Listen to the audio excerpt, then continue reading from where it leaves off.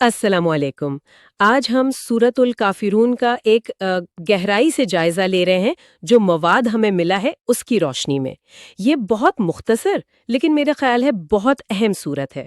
جی، وعلیکم السلام۔ بالکل آپ نے صحیح کہا۔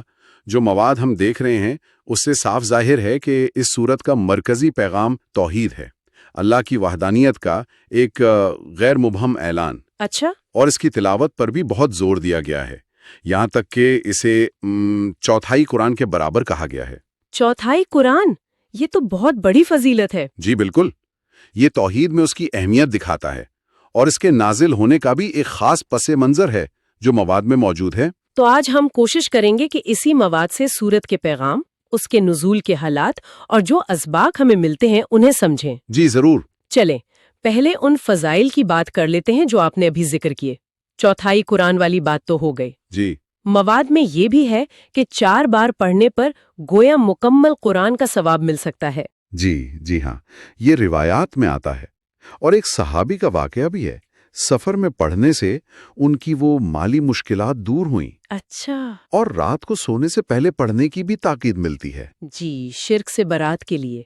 اب آتے ہیں اس کے شان نزول کی طرف، یعنی وہ کیا حالات تھے جب یہ نازل ہوئی۔ ٹھیک، مواد بتاتا ہے کہ حق کی دعوت روکنے کی کوششیں وہ مرحلہ وار ہوئیں۔ پہلے تو شدید مخالفت کی، ہاں، طاقت کا استعمال بھی۔ بالکل۔ جب وہ حربے ناکام ہوئے تو پھر پیشکشیں شروع کی، سمجھوتے کی کوشش کی۔ جی، قریش مکہ کا رویہ مواد میں تفصیل ہے۔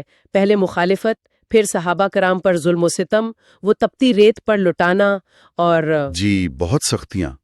جب اس سے بھی بات نہیں بنی تو انہوں نے نبی کریم صلی اللہ علیہ وسلم کو، آپ سوچیں، سرداری کی پیشکش کی۔ بے پناہ دولت، خوبصورت عورت سے شادی، سب کچھ، شرط صرف ایک کہ آپ دعوت سے باز آ جائیں۔ مگر نبی کریم صلی اللہ علیہ وسلم کا جواب تو بالکل ڈو ٹوک تھا، ہے نا؟ جی بالکل، مواد میں بھی واضح لکھا ہے، اگر یہ میرے دائیں ہاتھ پر سورج اور بائیں پر چاند بھی رکھ دے تب بھی میں اپنے مشن سے پیچھے نہیں ہٹوں گا۔ سبحان اللہ، کیا استقامت تھی! اور اللہ تعالیٰ کو اپنے محبوب کی یہ ادا، یہ استقامت اتنی پسند آئی کہ وہ بعد میں معجزات بھی ظاہر ہوئے۔ پھر قریش نے ایک اور چال چلی جس کا ذکر بھی ہے مواد میں، وہ سمجھوتے والی بات۔ ہاں، وہ بہت دلچسپ ہے۔ انہوں نے کہا کہ چلیں 1 سال ہم سب مل کر آپ کے اللہ کی عبادت کرتے ہیں، اچھا، اور پھر اگلے سال آپ ہمارے معبودوں کی عبادت کریں، یعنی بظاہر ایک درمیانی راہ نکالنے کی کوشش۔ یہ تو عقیدے کا معاملہ تھا۔ بالکل، اور اسی پیشکش کے جواب میں مواد واضح کرتا ہے سورۃ الکافرون نازل ہوئی۔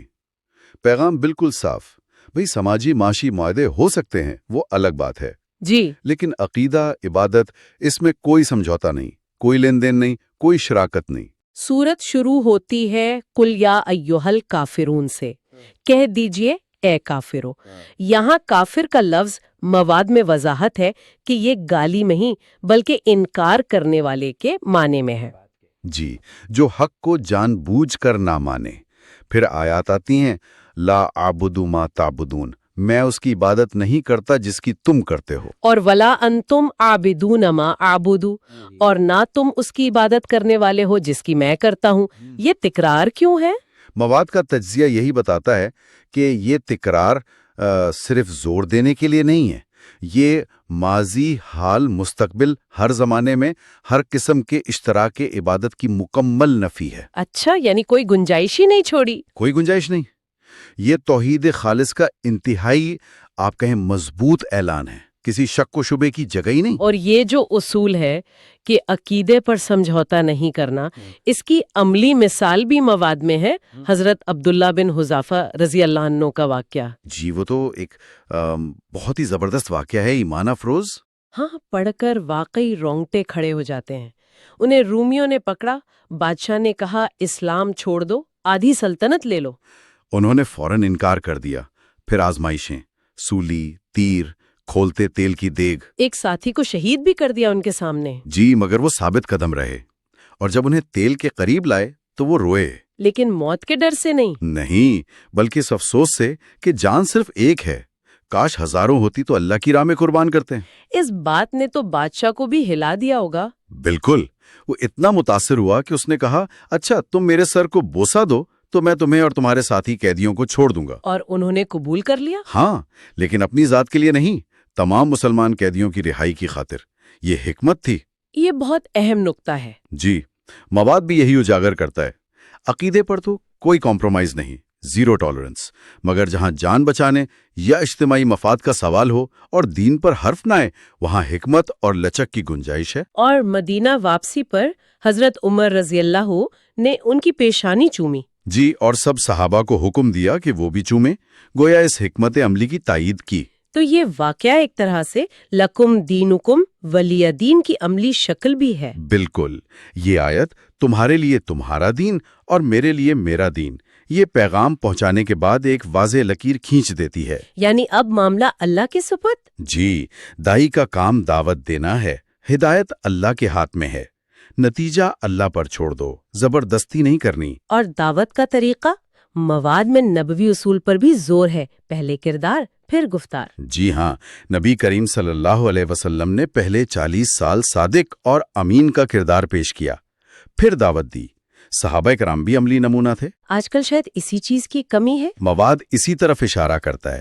شاید آج دعوت میں اثر اس لیے کم ہے کہ اسلام سنایا زیادہ جا رہا ہے، دکھایا کم جا رہا ہے۔ وہ عمل والی بات۔ وہ ولی اور میٹھے والے بچے کا قصہ یاد آ گیا۔ جی بالکل وہی، پہلے خود عمل پھر نصیحت۔ تو خلاصہ یہ ہوا کہ جو مواد ہم نے دیکھا اس کی روشنی میں سورۃ الکافرون توحید کا ایک بڑا مضبوط اعلان ہے، عقیدے میں کسی بھی قسم کے سمجھوتے کو رد کرتی ہے۔ جی بالکل، اپنے ایمان پر مضبوطی سے قائم رہنے کا درس ہے۔ اور ساتھ ہی حضرت عبداللہ بن حذافہ رضی اللہ تعالی عنہ کا واقعہ ہمیں حکمت اور لچک بھی سکھاتا ہے۔ بالکل، یہ سمجھنا کہ کہاں لکیر کھینچنی ہے اور کہاں مصلحت سے کام لینا ہے، بشرطے کے اصول پر آنچ نہ آئے۔ تو آخر میں سننے والوں کے لیے ایک نکتہ چھوڑ جاتے ہیں سوچنے کے لیے۔ آج کے دور میں جہاں اتنے مختلف عقائد اور نظریات ہیں، ہم اپنے بنیادی عقائد پر مضبوطی سے قائم رہتے ہوئے جی، دوسروں کے ساتھ معاملات میں لکم دینکم ولی دین کی روح اور حضرت عبداللہ کے واقعے سے سیکھی گئی حکمت، ان دونوں کے درمیان توازن کیسے قائم کر سکتے ہیں؟ یہ واقعی ایک اہم سوال ہے جس پر غور و